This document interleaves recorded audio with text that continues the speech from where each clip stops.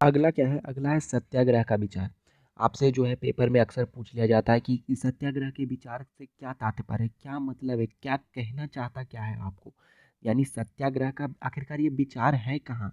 ये है क्या? नहीं, रट्टा तो बिल्कुल मत मारो।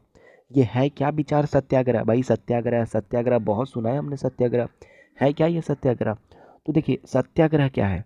सत्याग्रह जो है महात्मा गांधी का जो है उनका दिया हुआ एक विचार है। तो उनका क्या कहना है कि मान लिया जाए सत्याग्रह का अर्थ क्या है? सत्याग्रह जो है ये शब्द जो है, सत्याग्रह जो शब्द है जिसने आपको परेशान कर रखा है, परेशान कर रखा था। अब तो आप देख रहे हो भाई, आप औसत ज्ञान पे पढ़ रहे हो, आपको परेशान नहीं होने की जरूरत नहीं है। तो सत्याग्रह का अर्थ क्या है? सत्य के लिए आग्रह। यानी सत्य के लिए किया गया आग्रह, सच्चाई के लिए किया गया आग्रह, अनुरोध। आग्रह क्या होता है? अनुरोध। तो सच्चाई के लिए किया गया अनुरोध सत्याग्रह होता है। यानी जो भी आप सत्य के लिए आवाज़ उठा रहे हो वो सत्याग्रह है। सत्य के लिए आप अगर आवाज़ उठा रहे हो तो सत्याग्रह है।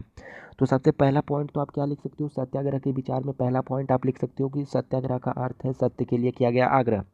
अब दूसरा पॉइंट आप क्या लिख सकते हो कि गांधी जी के अनुसार, हमारे अनुसार नहीं, गांधी जी के अनुसार था।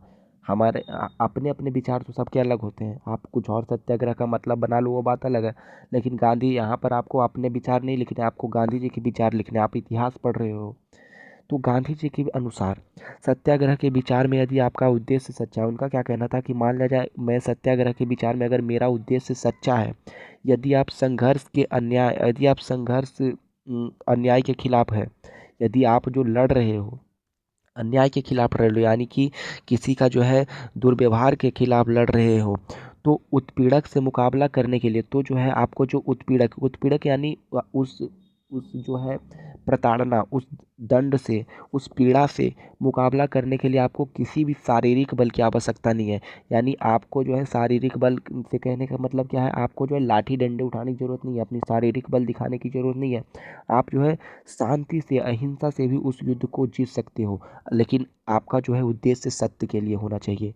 ऐसा नहीं कि आप खुद गलत हो और आप जाके कह रहे हो कि भाई शांत, ऐसा नहीं होना चाहिए।